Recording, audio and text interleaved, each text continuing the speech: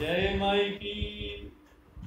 देखिए हम लोग अब फिर सुर पे ही बात करेंगे।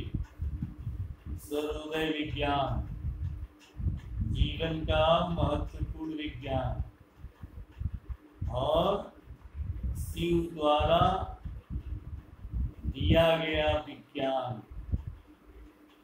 महादेव ने माता पार्वती को इस विज्ञान के विषय में जानकारी दी थी और ये प्रैक्टिकल विज्ञान है। अगर इस विज्ञान के विषय में आप भी जानना चाहते हैं तो आपको भी प्रैक्टिकल करना पड़ेगा। केवल दूसरों की बात सुनकर इस विज्ञान को समझा नहीं जा सकता। कोई भी विज्ञान स्वयं के रिसर्च से ही उस विज्ञान के विषय में जाना जा सकता है। और अगर केवल रिसर्च नहीं है और सुनी सुनाई बातों को आप मानते हैं तो आप अंदर से दृढ़ मजबूत नहीं हो पाएंगे उस विज्ञान को साबित करने में। तो ये विज्ञान ऐसा है कि अगर आपने इस विज्ञान के विषय में रिसर्च करना शुरू कर दिया तो 1% भी ऐसा नहीं आपको लगेगा कि ये विज्ञान असत्य है। आपको पूरा का पूरा 100% ऐसा लगेगा कि ये विज्ञान तो अक्षरशः सत्य है। अब हमने पिछले के वीडियो में तो बहुत जानकारी आपको इस विषय में दी, क्या होना चाहिए क्या नहीं होना चाहिए, कौन सूर चलता है तो उसका नाम क्या है। फिर एक अल्प जानकारी, छोटी सी जानकारी, बाएं नासा चित्र को चंद्र नाड़ी कहते हैं, दाहिने नासा चित्र को सूर्य नाड़ी कहते हैं।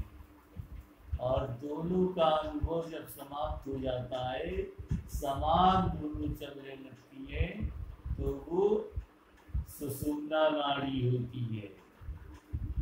और सुषुम्ना नाड़ी का तो जीवन में बहुत ज्यादा महत्व है। और सुषुम्ना नाड़ी सबकी चलती हुई कहाँ दिखाई देती। प्रयास आप करिए, बहुत मुश्किल से आपके प्रयास में सुषुम्ना नाड़ी पकड़ में आ पाए। तो नाड़ियों को सही चलाना, बहुत विचारक ये भी कहते हैं कि 1 घंटा बायां चलता है 1 घंटा दायां चलता है और कुछ मिनटों के लिए सुषुम्ना चलती है। लेकिन ठीक है, आप कभी कभी ये भी देखते होंगे कि बहुत जल्दी जल्दी जब आप चेक करते हैं नासा चित्र को तो आपकी चंद्र नाड़ी चलती हुई मिलती है। जब आप चेक करते हैं तो आपको दक्षिण नासा चित्र ही चलता हुआ मिलता है, यानी सूर्य नाड़ी। 1 घंटे का हिसाब भी गायब हो जाता है। तो देखिए, अगर आप अपने नासा चित्र को सही से चलाना चाहते हैं, जिस प्रकार महादेव ने पार्वती को नासा चित्रों के विषय में बताया है, तो आपको प्राणायाम से जुड़ना पड़ेगा। दोनों फेफड़ों को आपको ठीक रखना पड़ेगा। भस्त्रिका वगैरह प्राणायाम आपको करने होंगे, अनुलोम विलोम प्राणायाम आपको करना होगा। और सबसे महत्वपूर्ण है अनुलोम विलोम, नाड़ी शोधन। जब तक आपकी नाड़ी शोधित नहीं होगी तब तक सूर्योदय विज्ञान के विषय में बहुत कुछ आप नहीं जान सकते। तो किताबें पढ़ के और बड़े बड़े विचारकों के विचार सुन के आप तृप्त तो हो जाएंगे, लेकिन इस विज्ञान की प्राथमिकता को आप स्वयं महसूस नहीं कर पाए। और स्वयं अगर महसूस करना है तो प्राणायाम से आपको जुड़ना पड़ेगा। अनुलोम विलोम प्राणायाम आपको जरूर करने होंगे और सुबह शाम रेगुलर करना होगा। भस्त्रिका वगैरह प्राणायाम आपको करना पड़ेगा ताकि आपके फेफड़े स्वरोदय के नियम को पालन करने के लायक हो सके।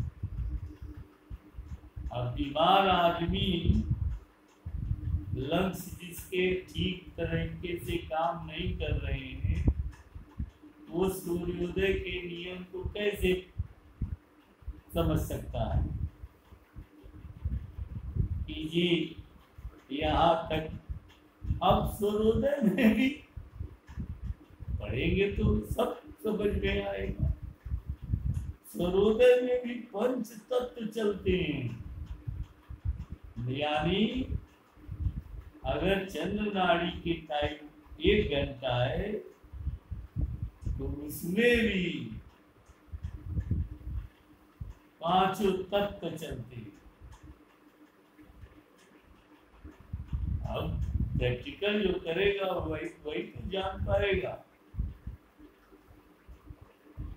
डायना नासा छिद्र चलता है तब भी 5 तत्व चलते हैं, और 5 तत्व में कौन कौन से कार्य किए जाने चाहिए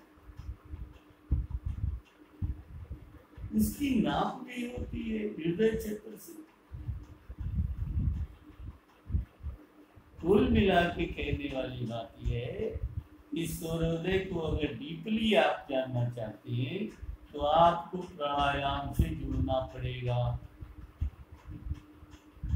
अनुलोम विलोम प्राणायाम को जब आप शुरू करेंगे और कुछ दिन करने के बाद जब आपकी नाड़ियां शुद्ध हो जाएंगी और जब वो चलेंगी तब आपको सूर्योदय का फल दिखाई देगा। तो प्रथम कार्य तो यही होना चाहिए कि हम पहले अपने सुर को शुद्ध करें, यानी नाड़ियों को शुद्ध करें। नाड़ी शोधन प्राणायाम के द्वारा ही नाड़ी शुद्ध होती है।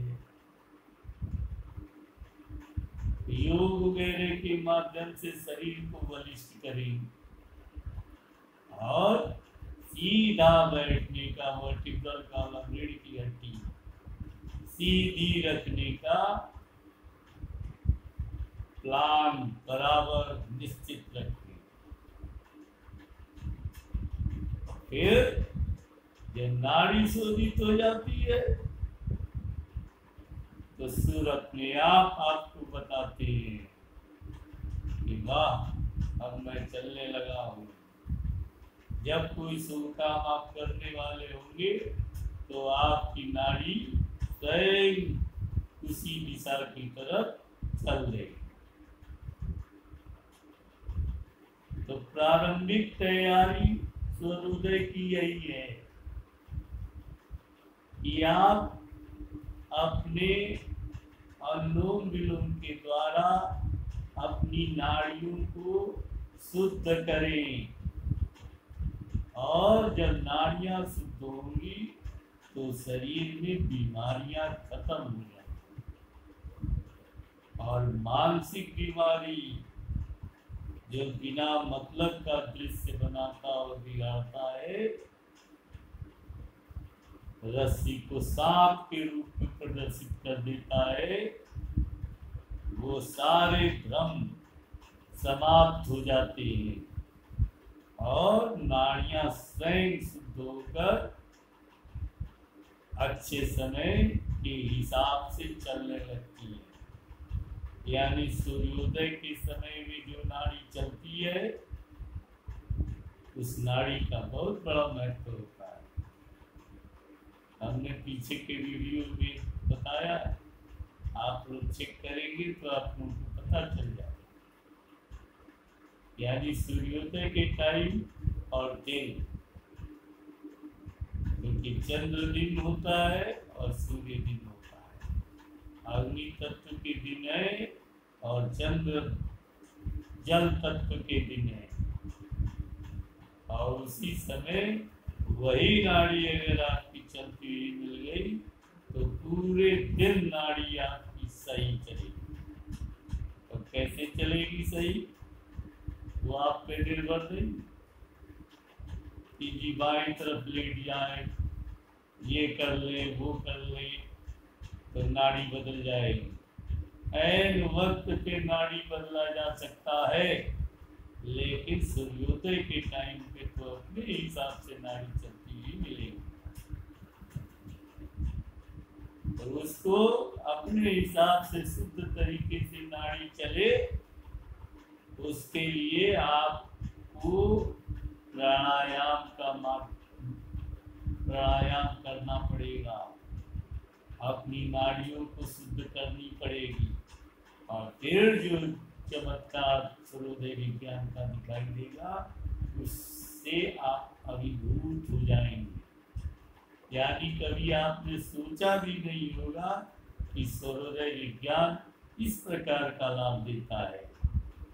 तो अगले हम लोग वीडियो में सूर्योदय विज्ञान पे और चर्चा करेंगे। जय माई।